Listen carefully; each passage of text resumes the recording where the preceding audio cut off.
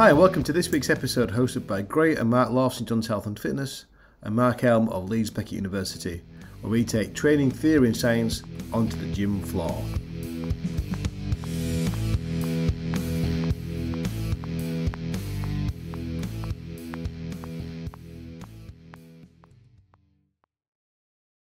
Hey up everybody, welcome back. Episode 11 of the Yorkshire Fitness Podcast. Seems like I seem to be saying that really quick. I know it's once a week, it's like we're doing them every day. But in talking fast or just...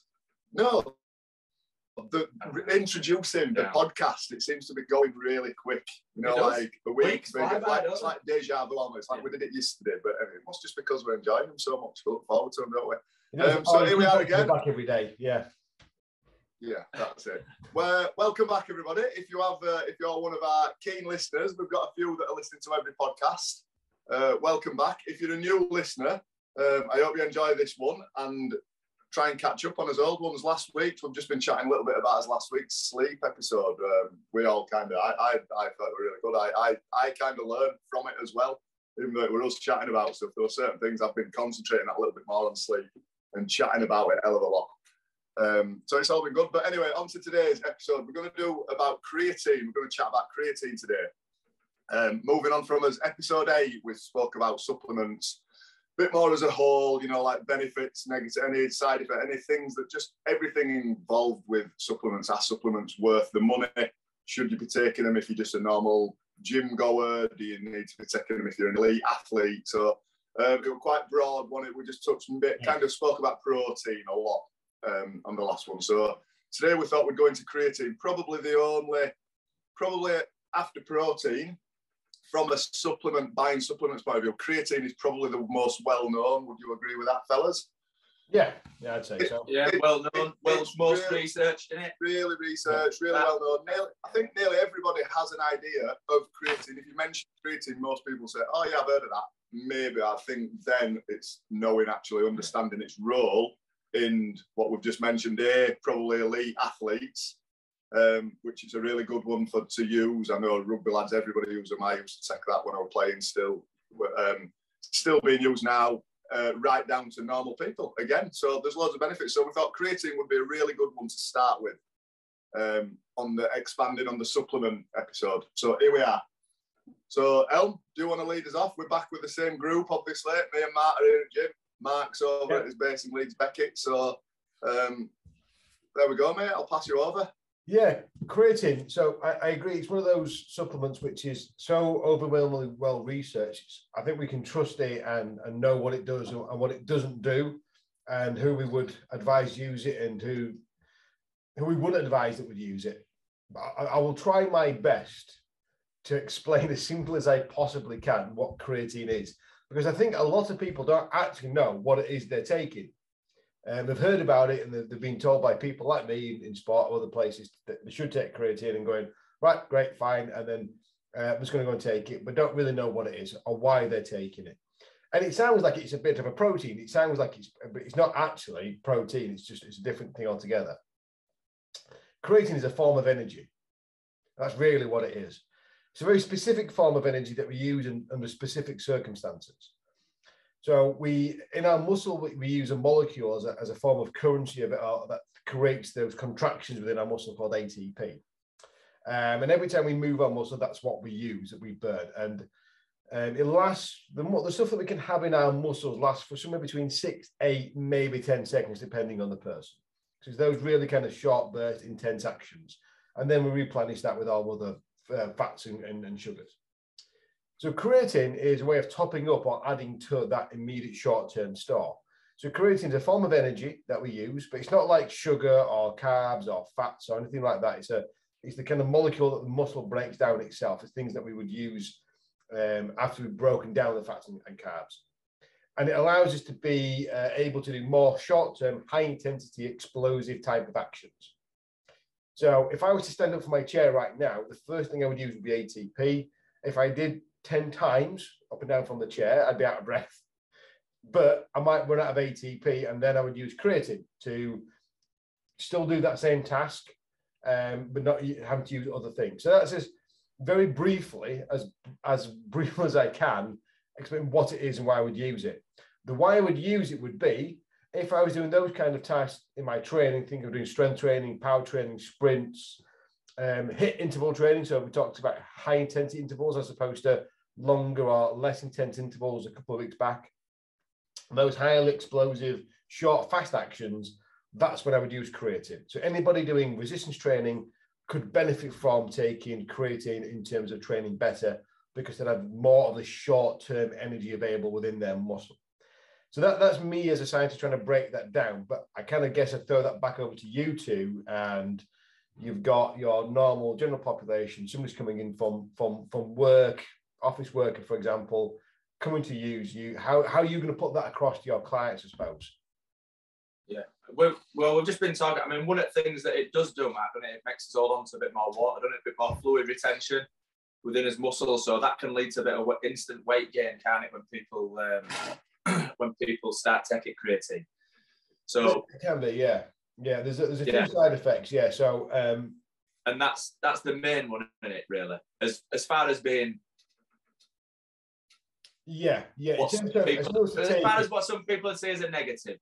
So we'll say so, but the view that we take on it is that if you can get more out of your training sessions and the strength training, the benefits of getting stronger and possibly fitter if you're doing the HIIT training, and then adding more muscle, which improves your body composition, that outweighs the negative of maybe gaining a couple of pounds in fluid. That's in a nutshell that what we're trying to say, but then we can go into it a little bit further on why that would be the case, can't we? Yeah, I think if people understand it is, like you just said, it's kind of an energy. There's loads of people. Yeah. Bloody hell, it's a multi-million-pound industry, and it's energy drinks. You know, like the old caffeine, the world. You know, like there's all these crazy energy drinks out there, and your creatine is such a basic kind of cheap. It's really cost effective, and it's not an expensive supplement. If people think that will kind of just help them maybe get a little bit more out of the workout, when take it from top now of an elite athlete who has been training for 10 years to be the optimum, as fast as they possibly can be, let's say 100-meter sprinter. If by then taking creatine that they've never taken before helps them train that a little bit harder to knock a couple of seconds, that'd be a lot of 100 meters, wouldn't it? A few milliseconds off their 100 meters, then that 100-meter that runner would buy into taking creatine, wouldn't they? Yeah. So if everybody thinks of it as that when they are coming to the gym, if they are taking a supplement that's just as simple as creatine, they will get that little bit more. It maybe allow them to work that little bit harder, get some extra squats out, but get that bit more out of their workout. It's got to that's a good thing. So surely people, that's what we wanted to put across. Yeah. So I think one thing when I talk about the energy source, I think a lot of people might misinterpret what I mean by how much energy it's going to create. So a typical serving of creatine is about 5 grams. So we're not talking about a huge amount of stuff. Like 5 grams is a very small amount of material that you're going to take in. And you get about 36 calories from one serving of creatine. So you are not going to get a huge calorie surplus from taking creatine. So when I talk about energy, it's kind of like at the molecular level, right down into the muscle tissue, and how that allows you a little bit more. And it's given for a very specific purpose. But what I'd say is that if you then can move more weight in the gym, so if you were to add 5 kilos to all of your lifts in the gym, you would definitely burn that 36 calories off, plus then a little bit more in that gym session. So you're definitely going to be at a calorie deficit if you're taking creatine, and it has the effect that you're looking for. And then if you have an increase in muscle mass because you've trained more, you've lifted more weight, again, you're going to drive down into a greater calorie deficit. We talked about having more muscle mass affect your basic metabolic rate a few weeks back. So yeah, we're not having a lot of calories. This is not a huge calorie supplement. It's like, say, 36 calories. And let's be honest, I mean, if you have a latte, that's about 70 calories. Nothing, is it? Yeah, 36 calories. Nothing, is it? It really is very, very minimal. Yeah. When you said it, Mark, I didn't actually, like when you said about the energy thing, like you said, when you break it down like that, what the energy is, you know what I mean? It's in, just to simplify it, it isn't an energy thing as in like it's a load of calories. Because people do think, oh, well, there's loads of energy in that, but energy usually means calories, doesn't it?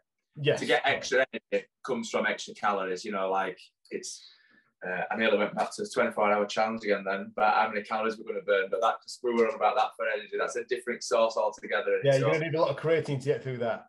That would be a lot of scoops. We're going to need a lot.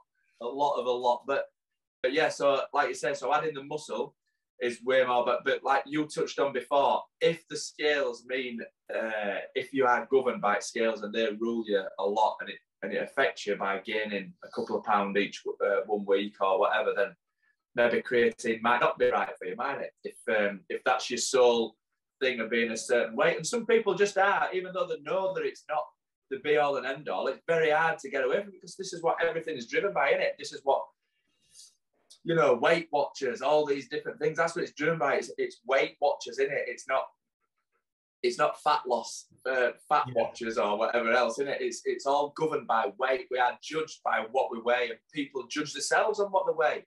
I hear so many people come in and go, oh, if I could just get back to what I used to weigh. Like, you know, like, don't be, you know, you might look better being a bit heavier, but in better shape, more muscle than what you did before. Do you know, like, if you look at it right. So yes, so like we would always say for creatine, definitely just for the gains that the gains for the advantages to us outweigh the negatives, don't they? The positives outweigh the negatives. I think in the supplements week, I mentioned supplements should solve a problem that you can't solve with food or a regular diet intake. And equally, they shouldn't create new problems. So going back, I think the weight gain, fluid balance stuff is really quite a contentious issue, because it doesn't happen to everybody. There's no guarantee. There's no kind of mandate that if you take creatine, you will gain weight. Some people do, some people don't. In fact, the longer term weight gain is a consequence of the increased amount of resistance training you can do. You can lift more weight, train more. But again, that's down to how much are you doing? Is that your goal? Are you like 25-year-old male who's hormonally great at putting on weight? Because after that, probably not going to happen anyway. Are you getting the right protein to build the muscle in the first place? So lots of things go around that. So I think actually most people that took creatine might see a little bit of water retention short term, but not very much. So actually, I think a lot of people build this water retention up, and actually a lot of people don't even see it at all. And actually, there's lots of positives with very, very, very few negatives.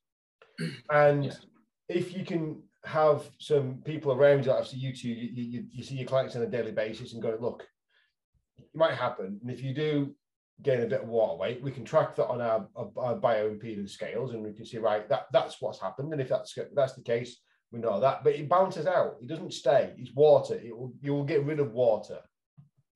And actually, if you're dehydrated and you have more water retention, there's no real downside there. Actually, you probably help. No, it's not bad, is it? So again, it's that kind of separating that emotional response to what's on the scale to actually what's physically happening. But again, it's not to say that it's definitely going to happen.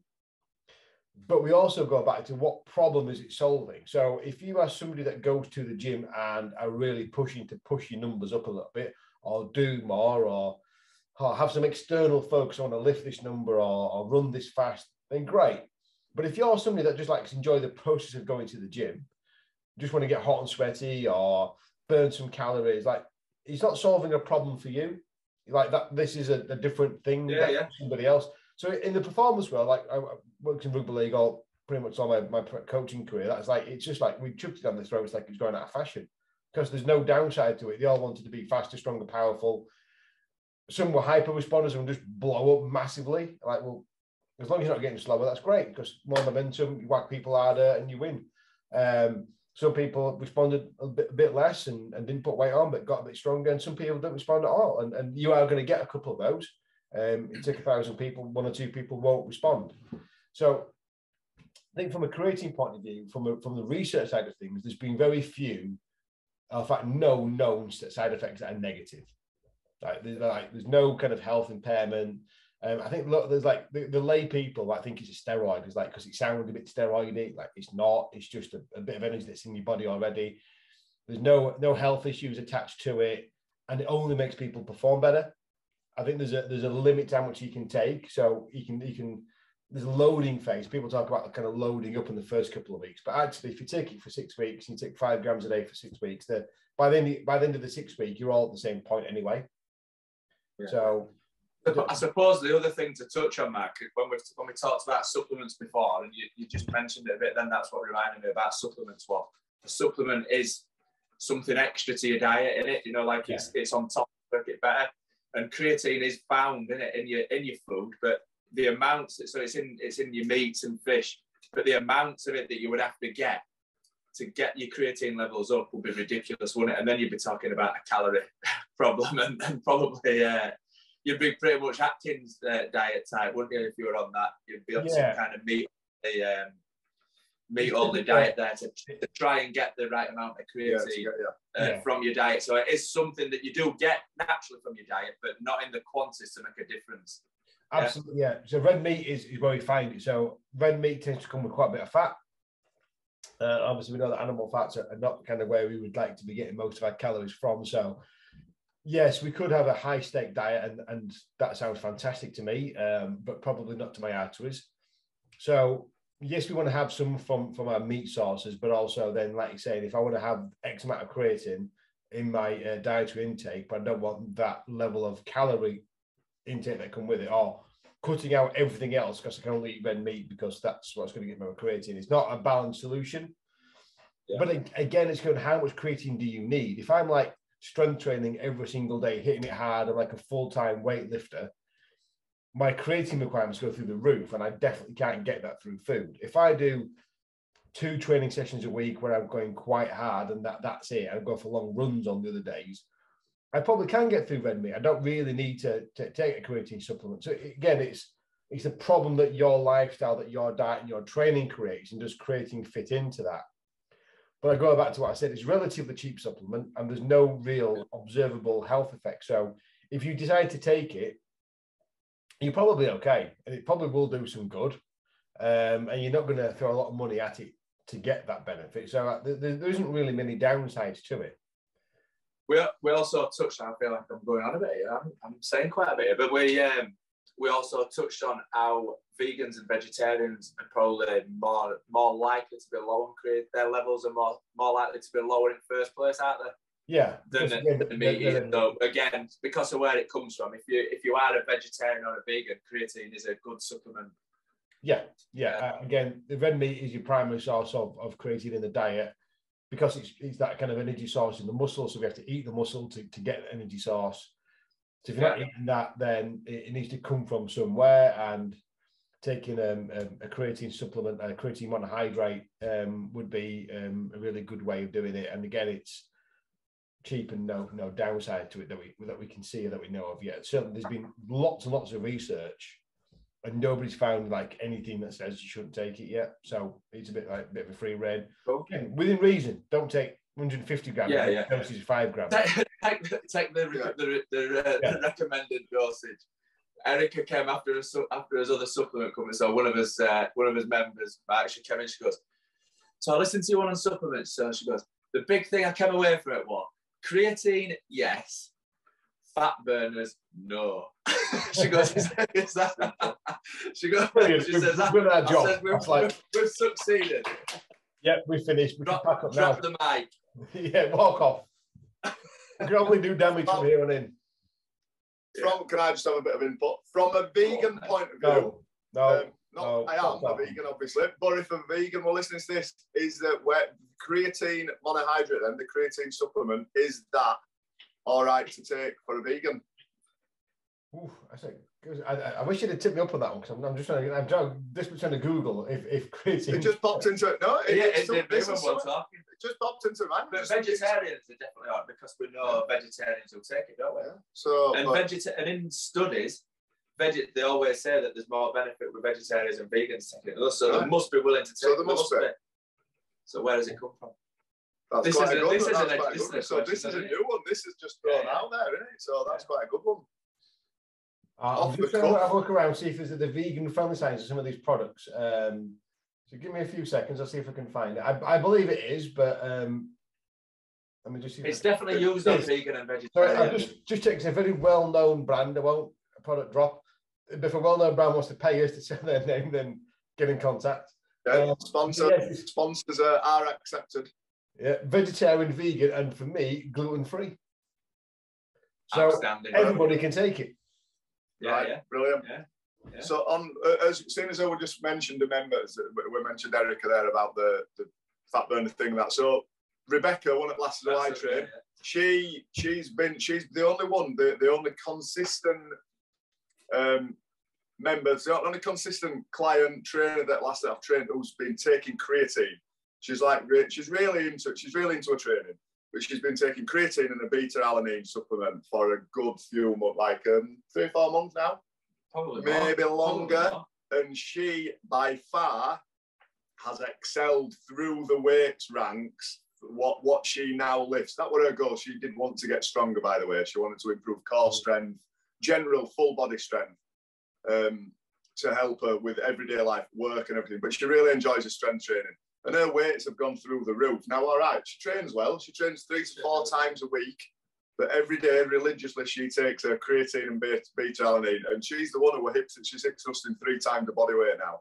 But guess what? She hasn't put weight on either. But she hasn't put any weight on whatsoever. She hasn't got bulky. No, she hasn't got much. She hasn't got muscly. She's not. So weight has not changed, but she has weight. I remember when we first started her hip thrust. Let's call it a hip thrust journey. We struggled. We couldn't get work. Like his first goal was 100 kilo. So to get her to 100 kilos seems to take quite a while, getting used to the technique, the weight of the bar on the hips, everything that comes along with the hip thrust, the back. And now she's doing 180 kilo. So obviously, it's not all down to creatine. It's not a magic supplement, is it? But if you were, if you put the right plan together, along with the training and the nutrition and the supplements which can help and top up that when you're training, and the results can be there, can't they? And sleep. And sleep. If she wants sleeping, she won't be hitting them numbers. No way. Won't be there. No. So just on the basis of, you don't have to, obviously, I would say creatine is definitely more well known from a sports point of view, innit? Yes. From an athletic point of view.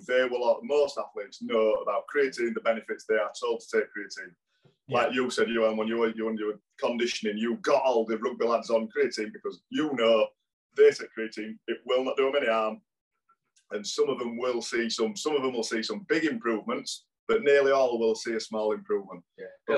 It'll be sports and bodybuilders as a rule, but just to get it out there. But just to the general people, like we take it just because we know it won't do us any harm, and we know it might help us in the gym that little bit, get a few extra reps out. So that's always good, isn't it? Yeah, absolutely. Yeah, and I think it depends on where your goals are, and I think kind of everybody starts with a kind of a surface level goal, which is in the gym population, kind of to lose weight, look better, and then I think you start to peel underneath that a little bit. We talk about that the golden circle: who, why, what, how, that kind of. What start with you? Why? Well, why do you want to lose weight in the first place? What's the trigger? And then you start to dig a little bit deeper, and it's like self-esteem, self-efficacy, feel better myself, all these kind of things. And actually start, well, so if you came to the gym and you were able to lift more weights and you were stronger and you could run faster, you could do all these other things better, would that make you feel as good as the weight scale making you feel different? It probably would, yeah. Well, actually, then we can start to see why creatine would be helpful.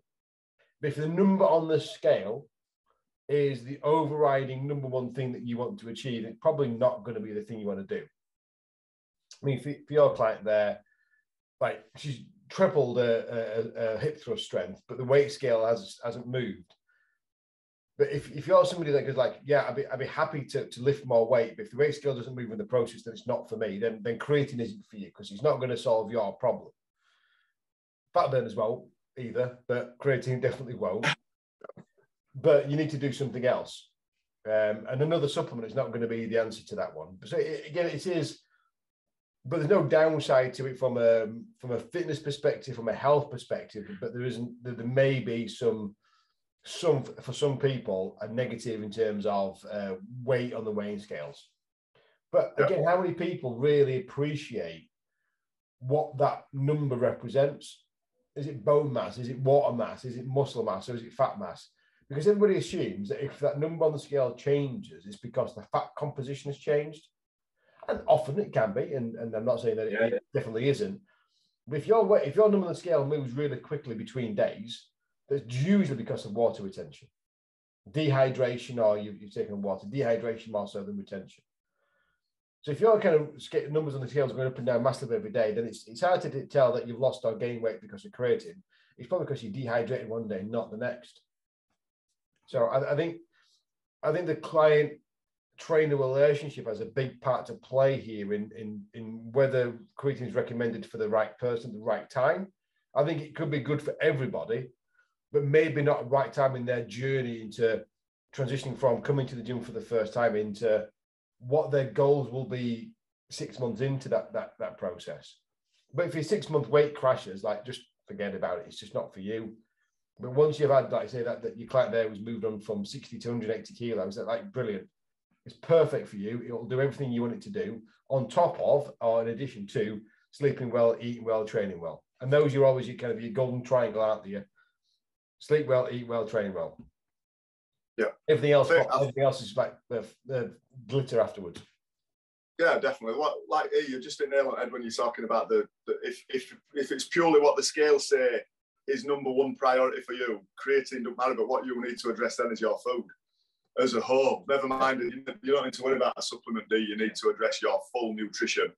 If that's what it is, if you're trying to lose some weight, you need to be eating less calories, you need to be working out on your main nutrition goals. Forget about supplements, creatine. But like I said, individual goals, it can really be very helpful.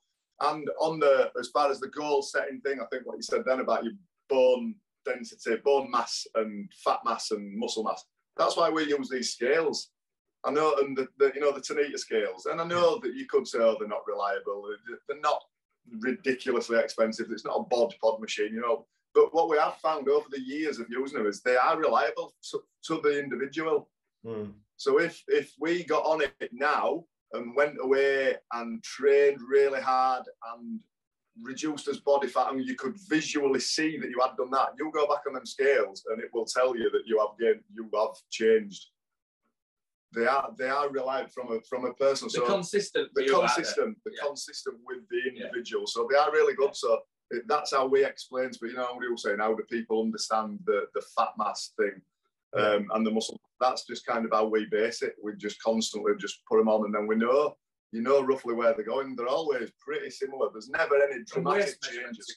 Waist circumference is really good. I was going to say, you don't always have to have the machine, like hip to waist ratios. That's.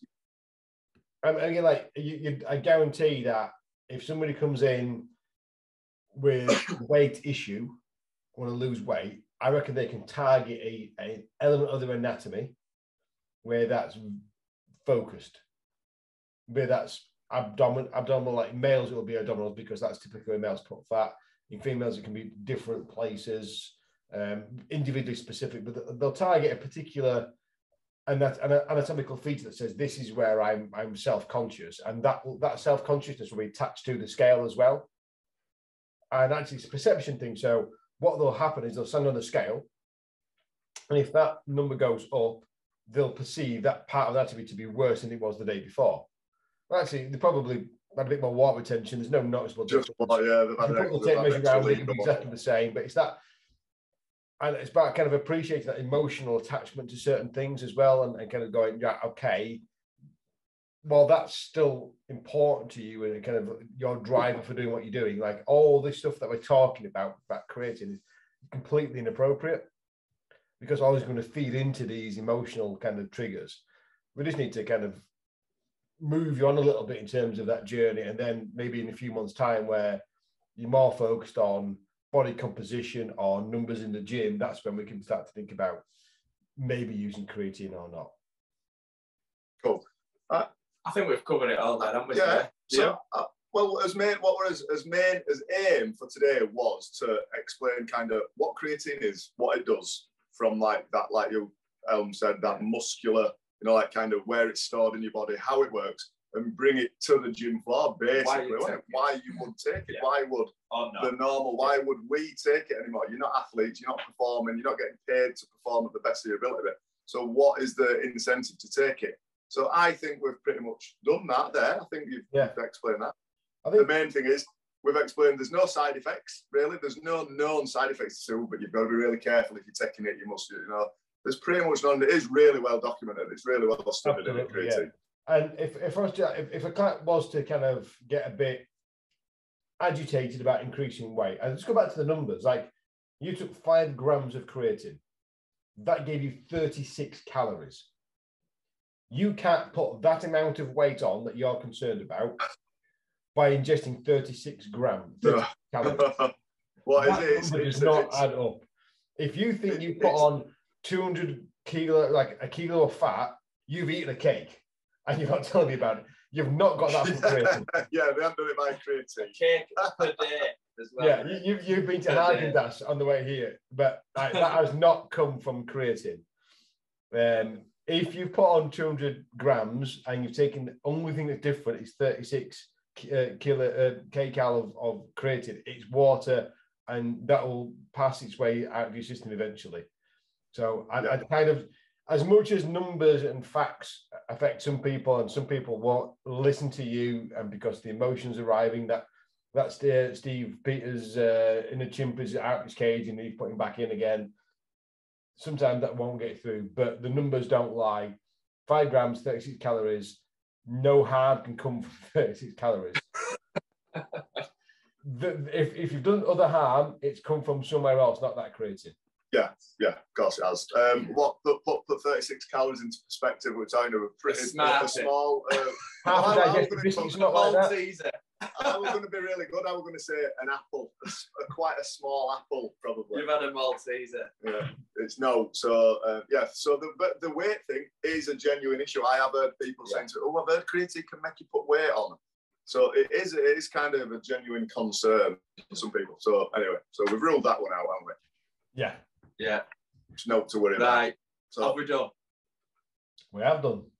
I think we have. Yeah. Right. Thanks for listening, everybody. Hopefully that our aim of the session, the podcast, has been achieved and you've got it. So hopefully you've learned something again. All right. I think we're kind of off. All right. Sound. Yeah, there we Cool. See you later, boys. Cheers. See you in a bit. Thank you for listening to today's episode. If you liked the episode, we'd like you to share with us that on YouTube, Instagram and Twitter. You can listen again on Spotify and Apple Podcasts. Please leave us a rating and a review, and any comments would be more than appreciated. And hopefully you'll tune back next time for our next episode. The Yorkshire Fitness Podcast.